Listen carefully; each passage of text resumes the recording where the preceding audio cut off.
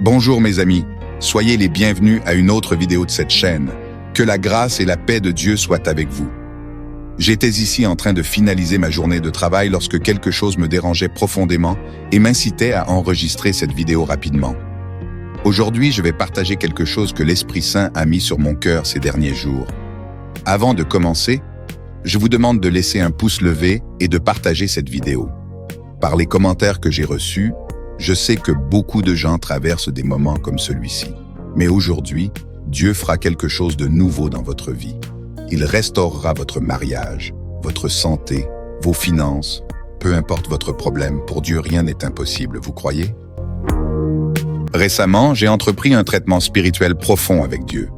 Il a enlevé beaucoup de choses de ma vie, surtout des personnes qui n'étaient plus alignées avec le chemin qu'il traçait pour moi. L'année dernière, alors que je plongeais plus profondément dans le Seigneur, j'ai commencé à faire face à une série de déceptions. Il semblait y avoir quelque chose qui n'allait pas, et je me demandais ce qui m'arrivait. C'est alors que le Seigneur a parlé à mon cœur. Il y a des choses qui resteront entre toi et moi. Certaines personnes ne peuvent pas supporter ce que j'ai à faire dans ta vie.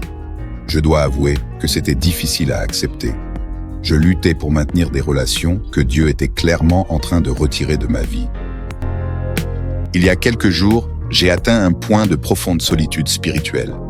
Aucun ami, aucun parent, aucune autorité spirituelle ne semblait disponible pour m'écouter. J'ai pleuré, supplié pour obtenir des réponses. J'ai demandé à Dieu de me montrer sa présence, sa paix. C'était un moment de totale remise et de confiance. Et puis, pendant un jeûne, Dieu a répondu. Une vidéo, un message direct pour moi, abordant exactement ce que je vivais. En réfléchissant à l'histoire d'Élie, j'ai vu que même de grands hommes de Dieu ont connu la solitude. Mais Dieu a toujours été présent, veillant, envoyant des anges dans les moments les plus difficiles, dans tous les types de solitude, qu'elle soit choisie ou imposée. La présence de Dieu est ce qui compte vraiment. Il ne nous abandonne jamais, même lorsque nous nous sentons seuls. Pendant mon propre moment d'isolement et de solitude, j'ai appris que c'est dans ces moments que Dieu se révèle de manière plus intime. Lorsque nous nous retirons pour rechercher sa présence, nous découvrons une paix et une communion qui dépassent tout vide émotionnel. Rappelez-vous les paroles de Dieu en Ésaïe 41 et verset 10. « Ne crains rien, car je suis avec toi. Ne sois pas inquiet, car je suis ton Dieu. Je te fortifie, je viens à ton secours, je te soutiens de ma main droite victorieuse. » Même lorsque nous nous sentons abandonnés par les autres, il est avec nous. En regardant la vie d'Élie, nous réalisons que même dans sa plus profonde solitude, Dieu était là. Il a envoyé un ange pour le nourrir et le soutenir dans son désespoir. Cela nous montre que même lorsque nous nous sentons seuls, Dieu est activement impliqué dans nos vies. Parfois, c'est dans la solitude que nous entendons le plus clairement la voix de Dieu. Lorsque nous nous retirons du bruit du monde et cherchons sa présence, il nous trouve.